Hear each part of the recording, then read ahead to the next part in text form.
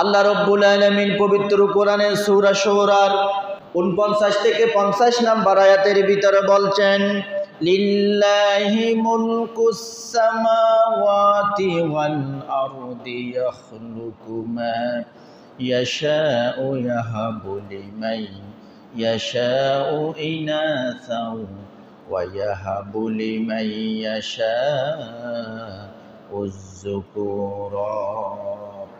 আল্লাহ রাব্বুল আলামিন বলছেন, আকাশ মণ্ডলী এবং পৃথিবীর আধিপত্য আল্লাহর কাছেই রয়েছে।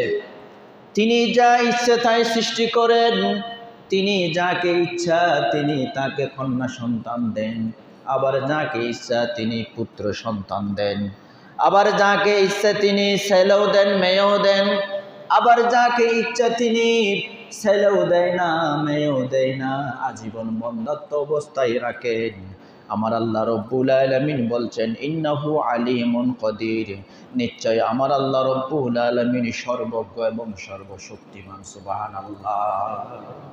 তাহলে ছেলে সন্তান দেওয়ার মালিক আমার আল্লাহ, আবার ছেলে সন্তান নিয়ে যাওয়ার মালিকও কে? আল্লাহ। এখানে মানুষের কোনো হাত আছে নাকি? সবকিছু আল্লাহ।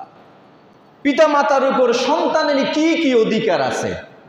প্রথম নাম্বার, যে শিশু জন্ম নিবে এই শিশুটা হচ্ছে নির্দোষ, প্রকৃতি নিয়ে পৃথিবীতে আসে এবং তাকে দৈহিক ও মানসিক প্রশিক্ষণ দিয়ে গড়ে তুলে উপযুক্ত নাগরিক করার দায়িত্ব হচ্ছে পিতা এবং মাতার।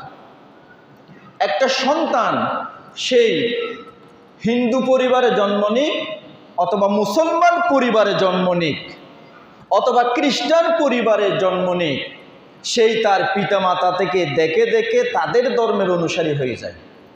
অর্থাৎ সন্তানটা জন্ম নিবে যে ইসলামের উপরে জন্ম নিবে, সেই ইসলামের ফিতরতের উপরে জন্ম নিবে। আমার প্রিয় বন্ধুগণ, নবী বলছেন, মা মিন মাউলিদিন ইল্লা ইউলাদু আলাল ফিতরাত। নবী বলছেন, প্রতিটি শিশুই ফিতরাতের উপরে জন্মগ্রহণ করে। সন্তানের ফিতরাত হলো ইসলাম। প্রত্যেক শিশু ইসলামের উপরে জন্মগ্রহণ করে। তার পিতা যখন মুসলমান হয়, পিতা যখন মসজিদে নামাজ আদায় করার জন্য আসে, সন্তানও পিতার হাত ধরে ধরে মসজিদে আসে, ঠিক কিনা? মা যখন নামাজ আদায় করবার জন্য যখন মুসল্লা ছাড়াই যখন দাঁড়িয়ে যায়, সন্তান মায়ের কাছ থেকে দেখে দেখে মা যেইভাবে উজু করে সন্তানও সেইভাবে উজু করে মায়ের পাশে যাই নামাজের মধ্যে সন্তান দাঁড়িয়ে যায়। তাহলে পিতামাতা যদি মুসলমান হয়, সন্তান দেখে দেখে মুসলমানের অনুযায়ী হয়ে যায়, কৃষ্টি কালচার শিখে। আর সন্তান যখন পিতা যখন মূর্তি পূজক হয়, পিতা যখন মূর্তির সামনে মাথা নত করে, সন্তানও বাপের সাথে সাথে গিয়ে মূর্তির সামনে মাথা নত করে, ঠিক কিনা? রসুল বলছে, সমস্ত সন্তান জন্ম নিবে ইসলামের উপরে, কিন্তু পিতা যদি মুশরিক হয়, সেই পিতার অনুকরণে মুশরিক হয়ে যায়। পিতা যখন মুসলমান হয়, সেই মুসলমান পিতার অনুকরণে মুসলমান হয়। পিতা যখন মূর্তি পূজক হয়, সন্তানও পিতা মাতাকে অনুসরণ করে করে মূর্তি পূজা করে, ঠিক কিনা? তাহলে সন্তান হচ্ছে নির্দোষ। সন্তান কি? নির্দোষ। এরপরে আমরা যদি সন্তানের অধিকারকে যদি আমরা ভাগ করি, সন্তানের অধিকারকে দুই ভাগে ভাগ করা হয়েছে। কয় ভাগে? দুই ভাগে ভাগ করা হয়েছে। মাতার নিকট থেকে প্রাপ্ত অধিকার, পিতার নিকট থেকে প্রাপ্ত অধিকার। সন্তান শুধু পিতা থেকে অধিকার পাবে তা নয়, মাতা থেকে অধিকার পাবে। সেই জন্য সন্তানের অধিকারকে আমরা দুই ভাগে ভাগ করতে পারি। একটা হচ্ছে পিতার নিকট থেকে প্রাপ্ত অধিকার, আর একটা হচ্ছে মাতার নিকট থেকে প্রাপ্ত অধিকার। এখন মাতার নিকট থেকে প্রাপ্ত অধিকার কি কি হতে পারে? মায়ের কাছ থেকে সন্তান কি কি অধিকার পায়? এক নম্বর অধিকার হলো গর্ভধারণ। পিতার যেহেতু গর্ভধারণের কোনো সুযোগ নাই, গর্ভধারণ করে কে? মা। মা যেহেতু সন্তানকে গর্ভধারণ করে, গর্ভধারণ সন্তান মায়ের পেটে আসার সাথে সাথে সন্তান তার অধিকার লাভ করতে থাকে। হাদিস শরীফের ভিতরে এসেছে, সন্তান যখন মায়ের পেটের ভিতরে, সন্তান এখনো আসে নাই, কেবলমাত্র এক ফোঁটা নাফাক রক্ত যখন মায়ের পেটের ভিতরে থাকে, ওই নাফাক রক্তটা 40 দিন পর্যন্ত মায়ের পেটের ভিতরে থাকবে। 40 দিন থাকার পরে ওই নাফাক রক্ত একটা গোশতের টুকরায় পরিণত হয়ে যায়। আবার 40 দিন অবস্থান করার পরে ওই গোশতের টুকরাটা আল্লাহ রব্বুল আলামিন গোশতের টুকরার ভিতরে যেখানে হাড় দেওয়া দরকার, পা দেওয়া দরকার, মাথা দেওয়া দরকার, সব কিছু দিয়ে আল্লাহ রব্বুল আলামিন ছোট্ট মানুষের আকৃতি ধারণ করে দেন, উপরে চামড়া ফিটিং করে দেন। এখনো তার শরীরে, এখনো তার দেহের ভিতরে কোনো ধরনের রূহ আল্লাহ তাআলা দেয় নাই। আবার 40 দিন দেওয়ার পরে আল্লাহ রব্বুল আলামিনের কাছ থেকে একজন ফেরেশতা মায়ের গর্ভের ভিতরে চলে যাবে, মায়ের পেটের ভিতরে চলে যাবে। আল্লাহ তাআলা ওই সন্তানের তাকদীর কি হবে, ওই সন্তানের রিজিক কি হবে, ওই সন্তান কতদিন হায়াত পাবে, ওই সন্তানের মৃত্যু কোথায় হবে, সব কিছু লিপিবদ্ধ করে দেওয়ার পরে আল্লাহ তাআলা ওই ফেরেশতা আল্লাহর কাছে নালিশ করে, আল্লাহ আমি তো সব কিছু লিপিবদ্ধ করলাম, এখন আপনি বলেন এই সন্তানকে আমি রূহ দেব কিনা, সন্তানকে মায়ের পেটের মধ্যে নষ্ট করে দেব কিনা, অথবা এই সন্তানকে রূহ দিয়ে পৃথিবীতে পাঠাবো কিনা। আল্লাহ তাআলা যদি গ্রিন সিগন্যাল যদি দিয়ে দেয়, ফেরেশতা তুমি তার অবয়বের ভিতরে রূহ সৃষ্টি করে দাও, আমার আল্লাহ তাআলা হুকুম দেওয়ার সাথে সাথে তার অবয়বের ভিতরে যখন রূহ সৃষ্টি হয়ে যায়, তখন থেকে রূহ সৃষ্টি হওয়ার পর থেকে মায়ের অধিকার সন্তানের উপর প্রয়োগ হতে থাকবে। সুবহানাল্লাহ। সন্তান যখন আস্তে আস্তে গ্রোথ হয়, যখন বড় হয়, তখন বলছে হাদিস শরীফের ভিতরে এসেছে, মায়ের 1 নাম্বার অধিকার হলো, 1 নাম্বার সন্তান হতে হবে, সন্তানকে পেটে নিয়ে কোনো ধরনের অশ্লীল কর্মকাণ্ড করা যাবে না, ঠিক কিনা? এটা সন্তান অধিকার পাবে। এখন তো জামাই বিদেশে বউকে এত বড় একটা অ্যান্ড্রয়েড সেট দিয়েছে, আইফোন একটা দিয়ে দিয়েছে, সেই রান্না বান্না করে খাবার খায়, সারাদিন শুয়ে শুয়ে মোবাইলের ভিতরে অশ্লীল গান বাজনা দেখে দেখে বড় হচ্ছে সন্তান, ঠিক কিনা? মায়ও দেখে, সন্তানের পেটের ভিতর থেকে দেখে, আছে কিনা? এখন এই সন্তান বড় হয়ে সেই তার কি ইসলাম ভালো লাগবে না? তো তার ইসলাম তো ভালো লাগবে না। তারও সেই তো মায়ের পেটে যে 10 মাস থেকেছে, সেই তো গান বাজনা শুনে শুনে তো বড় হয়েছে। এখন সেই সন্তান যখন বড় হয়, তার এসব কিছু ভালো লাগে না, কারণ সে মায়ের পেট থেকে অশ্লীলতা শিখেছে, যে মা থেকে অধিকার পাবে। সন্তান পেটের ভিতরে আসার পর থেকে মাকে চলাফেরা সতর্কতা অবলম্বন করতে হবে এবং অশ্লীল কর্মকাণ্ড থেকে মাকে বিরত থাকতে হবে। এটা সন্তান অধিকার পাবে। সন্তান কোনো মায়ের পেটে পৃথিবীতে আসে নাই, কিন্তু সন্তানের অধিকার এখন থেকে চলমান, আছে কি নাই? এখন বলো, হুজুর আমার সন্তান কথা শুনে না, নামাজ পড়ে না, এটা করে না, ওইটা করে না, অভিযোগ দেন।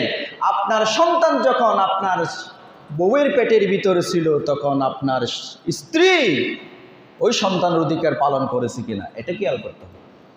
মোবাইল থাকবে, কথাবার্তা বলার জন্য লাগবে, তাই বলে সারাক্ষণ অনিসলামিক কর্মকাণ্ড নিয়ে আপনি পড়ে থাকবেন, আপনার পেটে সন্তান আছে, এটা করা যাবে না। কারণ এই কাজটা করলে আপনি আপনার সন্তানকে ঠকাচ্ছেন, অধিকার থেকে বঞ্চিত করছেন। 2 নম্বর হলো দৈহিক গঠন।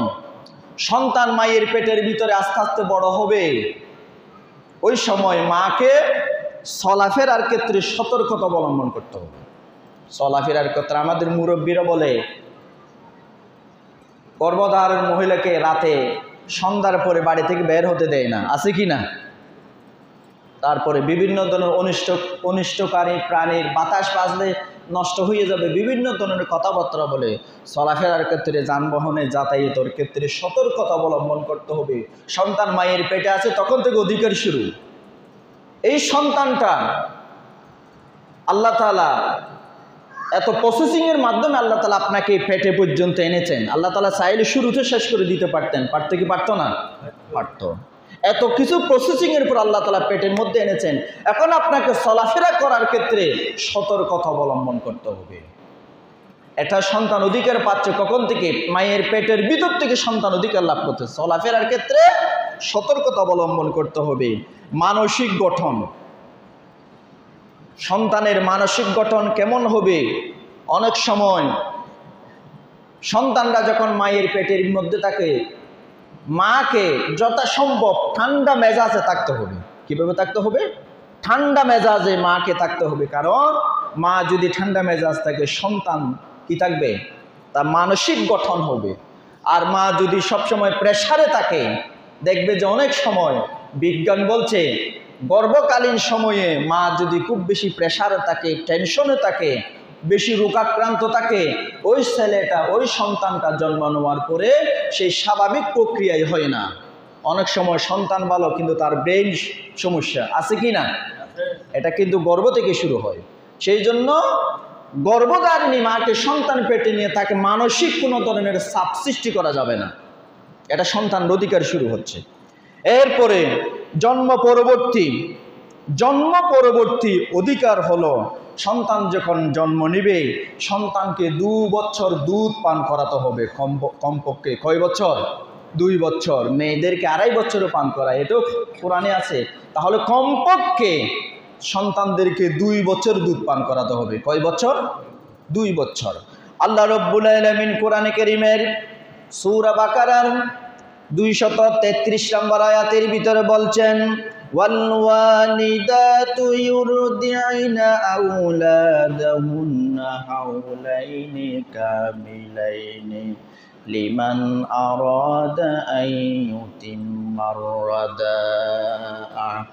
আল্লাহ রব্বুল আলামিন বলছেন, যে সকল জননী সন্তানদের পুরো সময় পর্যন্ত দুধ পান করতে ইচ্ছা পোষণ করবে, সেই তার নিজের সন্তানকে 2 বছর দুধ পান করাতে পারবে।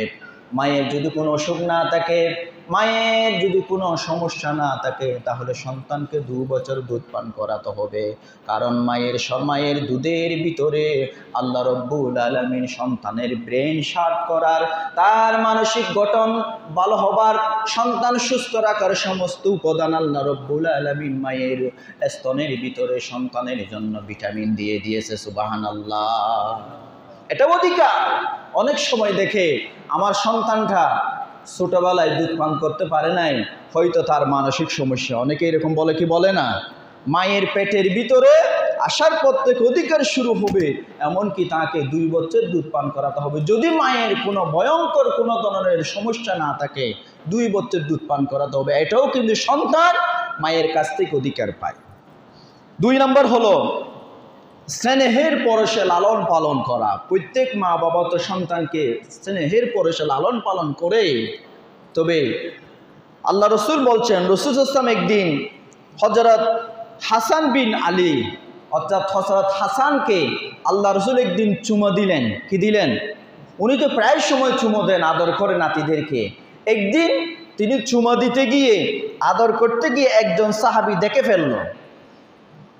ওই সাহাবী বলল, ইয়া রাসূলুল্লাহ, আপনি আপনার নাতিকে এইভাবে আদর যত্ন করেন, এইভাবে আদর করেন, চুমা দিচ্ছেন, অথচ আমার 10টা সন্তান আল্লাহ তাআলা আমাকে দিয়েছেন। ইন্নালি মিনাল ওয়ালাদি আশরাতান মা কাব্বালতু আহাদাম মিনহুম।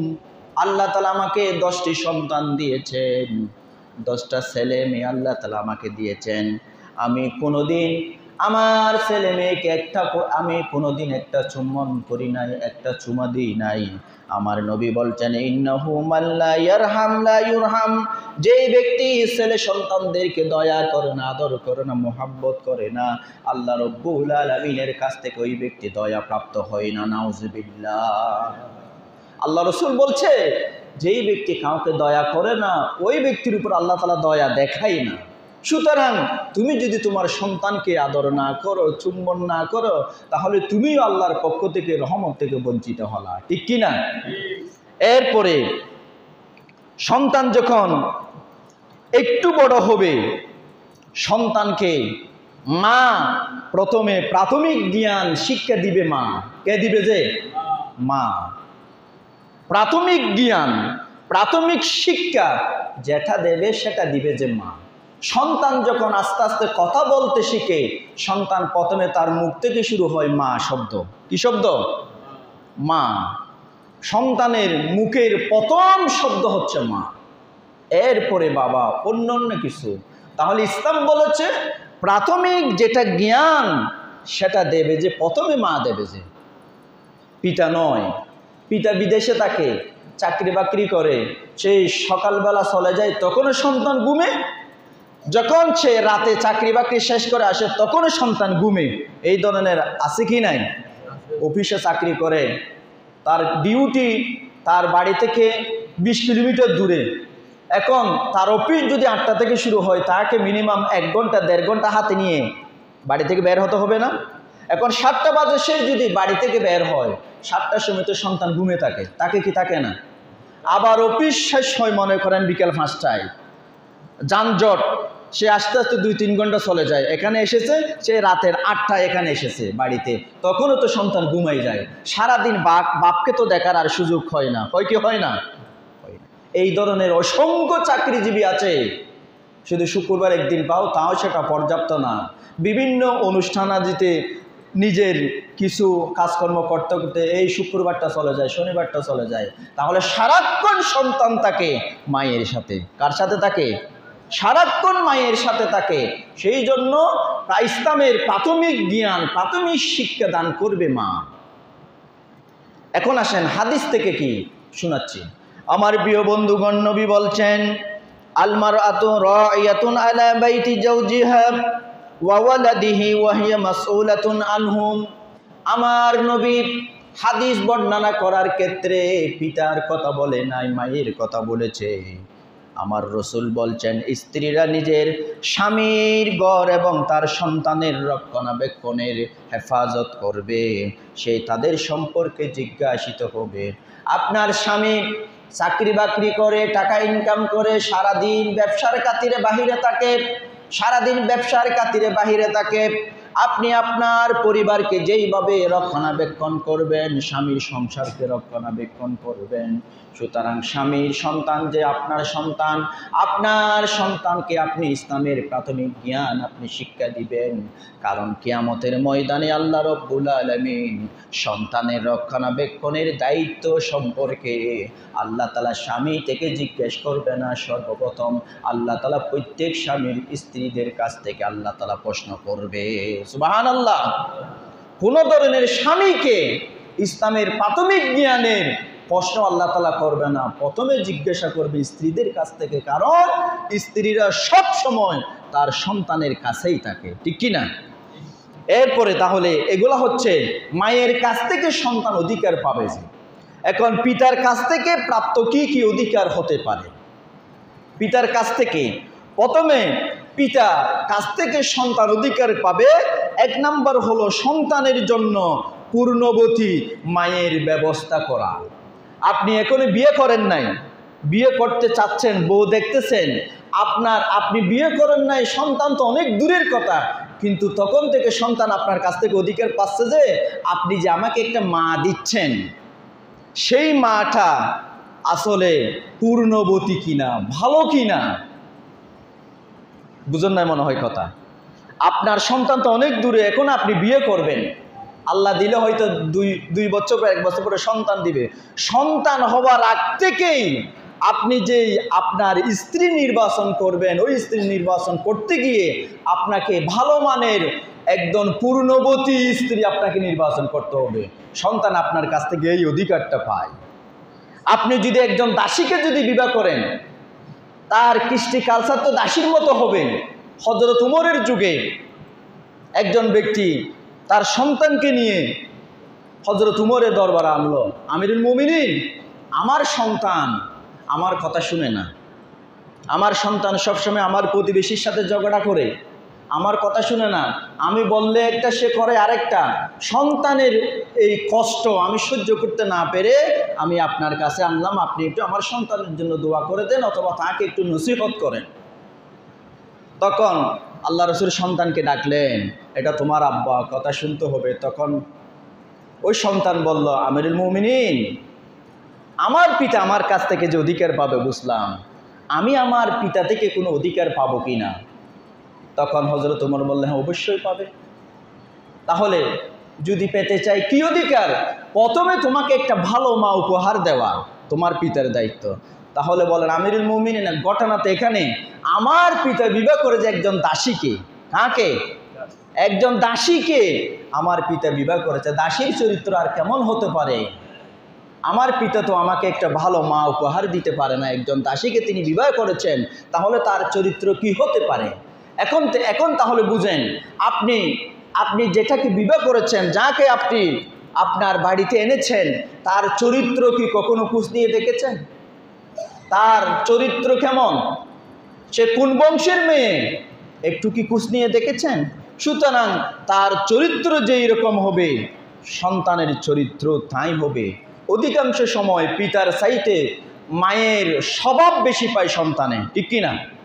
মায়ের স্বভাব বেশি পাবে সন্তান। এটা হচ্ছে পিতার চাইতে, মনে করেন পিতা যদি 30% পায় স্বভাব, আর 70% স্বভাব পায় ছেলে সন্তান মায়ের কাছ থেকে।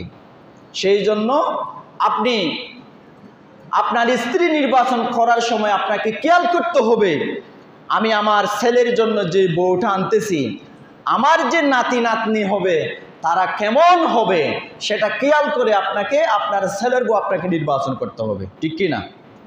আমার প্রিয় বন্ধুগণ, নবী করিম সাল্লাল্লাহু আলাইহি ওয়াসাল্লাম বলেছেন, তুনকাহুল মারআতু লিআরবাইন, লিমালিহা ওয়া লিহাসাবিহা ওয়া লিজামালিহা ওয়া লিদীনিহা ফাজফার বিজাতিদ্দিন তারিবাত ইয়াদাক। নবী বলছেন, তোমরা যখন মহিলাদেরকে বিবাহ করবে, তুমি যখন বিবাহ করবে, অথবা তোমার সন্তানের জন্য যখন তোমার সন্তানকে যখন বিবাহ করাবে, তখন তোমরা মহিলাদের 4টা গুণ দেখে তোমরা তাদেরকে বিয়ে শাদী করাবে। 1 নাম্বার হলো লিমালিহা, তুমি তোমার ছেলের জন্য যেই বউ আনবে তার পরিবারের মধ্যে সচ্ছলতা আছে কিনা একটু দেখতে হবে, তার পরিবার বেশি অভাবে কিনা তাও দেখতে হবে, সচ্ছলতা আছে কিনা সেটা দেখতে হবে। লিমালিহা, মোটামুটি চলতে পারে কিনা, মাল সম্পদ আছে কিনা একটু খেয়াল করে যাচাই বাছাই করবে। 2 নম্বর হলো ওয়ালি হাসাবিহা, তার বংশ মর্যাদা কেমন দেখবে, তার বংশ কেমন, তার দাদা কেমন, তার আত্মীয় স্বজন কেমন, বংশ একটু ভালো করে দেখবে। 3 নম্বর হলো ওয়ালি জামালিহা, ওই মহিলাটা চরিত্রের ক্ষেত্রে কতটুকু সুন্দর, ওই মহিলাটা কতটুকু দেখতে, তার কথা কেমন, আচার আচরণ কেমন, তার চরিত্র কেমন সুন্দর সেটা দেখবে। ওয়ালি দীনিহা, এবং মহিলার দিনদারিত্বকে দেখবে, ওই মহিলা নামাজ পড়ে কিনা, ওই মহিলা রোজা রাখে কিনা, ওই মহিলা কোরআন তেলাওয়াত জানে কিনা, দিনদারিত্বকে প্রাধান্য দেবে। ফাজফার বিজাতিদ্দিন, এই 4টি বৈশিষ্ট্যের ভিতরে দিনদারিত্বকে তোমরা প্রাধান্য দিবে, দিনদারিত্বকে তোমরা প্রাধান্য দিবে। মনে করেন আপনি একটা মেয়ে দেখেছেন, ছেলের বউ একটা দেখেছেন, তার হয়তো চামড়া তেমন সুন্দর নয়, মোটামুটি ঠিক আছে, তার বংশ মোটামুটি ঠিক আছে, এই সব কিছু চাইতে যদি আপনি মহিলাকে যদি দিনদারিত্ব দেখেন, ওই মহিলার ভিতরে যদি কোরআন হাদিসের জ্ঞান দেখেন, ইসলামী ফ্যামিলি যদি পান, মহিলার দিনদারিত্ব যদি আপনি দেখেন, তাহলে রাসূল বলছে এই 4টা গুণের ভিতরে দিনদারিত্বকে প্রাধান্য দিয়ে তুমি যেই মহিলাটা তোমার ছেলের বউ হিসেবে আনবে, ওই মহিলার কারণে আল্লাহ তাআলা তোমার রিজিকের ভিতরে বরকত দিয়ে দিবে। সুবহানাল্লাহ। অনেক সময় দেখা যায় সংসারে অভাব, আপনি বউ এনেছেন, বলো আর বউ এত ভাগ্যতে, আনার পরইতে এই আর সংসারের মধ্যে বরকত শুরু হয় কি না হয়? বলে আর মেয়ে এত ভাগ্যতে, আর মাইয়া ফেরা তাইনার পরে তা তো বরকত শুরু, ব্যবসা বাণিজ্য বাড়ি গিয়ে আছে কি নাই? এরকম একটু খেয়াল করতে হবে। অনেকে আনে এই বিয়ে করার পরে তার অবনতি শুরু হয়। সেই বিয়ে করার আগে তো অনেক ভালো ছিল, ব্যবসা বাণিজ্য খুব ভালো ছিল, বিয়ে করার পর থেকে দেখে যে তার ব্যবসায় লস, ওদিকে অসুখ, তার অসুখ, এইরকম শুরু হয়। এই বিবাহ শাদী এটা হচ্ছে আল্লাহর পক্ষ থেকে একটা রহমত, ঠিক কিনা? অনেকে এত রহমত, এত ভালো কাজ শুরু করে এই গান বাজনা দিয়ে। বিয়ের শুরু হওয়ার 1 সপ্তাহ আগে থেকে দুল টাবলা কি বলে, যেগুলো ব্যান্ড শুনে কি বলে, যে এগুলো শুরু হয়, মানুষেরা ঘুমাইতে পারেন 1 সপ্তাহ পর্যন্ত, আছে কি না? এখন এত একটা ভালো কাজ, এত পূর্ণ কাজ, বিবাহের মতো এটা একটা ভালো কাজ, পূর্ণ কাজে আপনি শুরু করলেন নাচ গান দিয়ে। অনেক সময় দেখা যায় বউ আনার পরে এক সপ্তাহ পর্যন্ত, এক মাসের সংসার টিকে না, তালাক হয়ে যায়। এই ধরনের ইতিহাস আমার চোখের দেখা অনেক ইতিহাস আমি দেখেছি, ঠিক কি না? কত ডোল তাবলা দিয়ে বিয়ে করেছে, এক মাস পরে হুজুর সংসার তো ভেঙে গেছে। তোমার সংসার কেমনে থাকবে? তুমি তো যে শুরু করেছো, বিয়ে করার আগেই এক সপ্তাহ পর্যন্ত মানুষকে তুমি শান্তিতে থাকতে দাও নাই। এশারের পর থেকে শুরু ফজর পর্যন্ত এই শুরু হয়েছে যে একদম এক সপ্তাহ মানুষ ঘুমাইতে পারে নাই। আল্লাহ তাআলা বলছেন থামো, তোমার বউ আনক, তুমি এক সপ্তাহ পর্যন্ত তাদেরকে ঘুমাইতে দাও নাই, তোমাকে আমি আজকে থেকে তোমার জীবনটাকে আমি এই জাহান্নামের টুকরা বানাই দিলাম, ঠিক কি না? এটা খেয়াল করতে হবে আমাদের। অনেকে বলো হুজুর বিয়ে তো একদিন করে, যেগুলো একদিন, আর মৃত্যু তো মানুষের একদিন আসবে যে, নাকি বারবার মৃত্যু আসে? মৃত্যু একবার। মৃত্যু কয়বার? একবার। অনেক সময় আমরা ফেসবুকের কারণে অনেক কিছু দেখি, ওই বিয়ের দিন স্বামী মারা গেছে, বিয়ের দিন কে মারা গেছে? যে স্বামী মারা গেছে, এরকম ইতিহাসও তো আছে। এখন তুমি ডোল তাবলা যে এই শুরু করে দিছো, আল্লাহ যদি ওই দিন তোমার মৃত্যু করে, তোমার অবস্থাটা কেমন হবে? তাহলে আল্লাহ রসুল বলছেন তোমরা 4টা জিনিস দেখে বিয়ে করবে। এক নাম্বার হলো ওই মেয়ের মাল সম্পদ, তার পরিবারটা মোটামুটি সচ্ছল কিনা একটু দেখতে হবে। 2 নম্বর হলো তার বংশমর্যাদা একটু দেখবে, আসলে তারা কি উড়িয়ে এসছে নাকি তারা বংশগতভাবে এড়িয়ে রাস্তায় বাসিন্দা, বংশ ভালো আছে কিনা দেখতে হবে। 3 নম্বর হলো মেয়েটার চরিত্র একটু দেখতে হবে। 4 নম্বর হলো ওয়ালিদিনহা, দিনদারিত্ব দেখতে হবে। তবে আল্লাহ রসুল বলছে অন্যান্য যে শর্ত, এই শর্তগুলো সামান্য শিথিলতা থাকলেও অন্তত দিনদারিত্ব যদি বেশি থাকে, ওই মেয়েকে বিবাহ করো, পুত্রের বউ হিসেবে আনো, আল্লাহ তাআলা তোমার পরিবারের ভিতরে বরকত দিয়ে দিবে, সুবহানাল্লাহ। এরপরে 2 নম্বর হলো পিতার কাছ থেকে যে অধিকার পাচ্ছে, এটা বলতেছি যে পিতার কাছ থেকে 1 নম্বর অধিকার কি বললাম? আপনি বিয়ে করার আগেই সন্তানের চিন্তা মাথায় রাখতে হবে যে কি আমি আমার সন্তানকে একটা ভালো মা উপহার দিতে চাই। 2 নম্বর হলো গর্ভবতী মায়ের পুষ্টি, সুস্থতা এবং সেবা যত্নের প্রয়োজনীয়তার ব্যবস্থা করতে হবে। আপনার সন্তান যেহেতু আপনার স্ত্রীর পেটের মধ্যে আছে, তার সুখে দুঃখে আপনাকে পাশে থাকতে হবে। তার কোন সময় কি খাবার প্রয়োজন এটাও খেয়াল করতে হবে, কোন সময় ডাক্তার দেখা প্রয়োজন এটাও খেয়াল করতে হবে। সেবা যত্ন আপনাকে করতে হবে। কিসের খাতিরে? আপনার সন্তান তার পেটের মধ্যে আছে, ঠিক কি না? সেই তো আগে সুস্থ ছিল, আপনার সন্তান পেটে আসার কারণে যেহেতু অসুস্থ হয়ে গিয়েছে, সব কিছুর দায়িত্ব তার সেবা শুশ্রূষা, পুষ্টিহীনতা, ডাক্তার দেখানো থেকে শুরু করে সব কিছুকে আপনাকে খেয়াল করতে হবে। 3 নম্বর হলো সন্তান পৃথিবীতে আগমনের পরে একত্ববাদের আহ্বান শোনানো। সন্তান যখন পৃথিবীতে এসেছে, সন্তানের কানে আজান দিতে হবে। কি দিতে হবে? পিতা যদি আজান দিতে পারে আলহামদুলিল্লাহ, পিতা যদি আজান দিতে পারে সন্তানের কানে আলহামদুলিল্লাহ, দিতে না পারলেও যে সহি শুদ্ধভাবে আজান জানে তাকে দিয়ে অন্তত আজান দেওয়া, এটা হচ্ছে সুন্নত। সুন্নত মানে এটা শুধু সুন্নত নয়, এটা হচ্ছে গুরুত্বপূর্ণ একটা কাজ।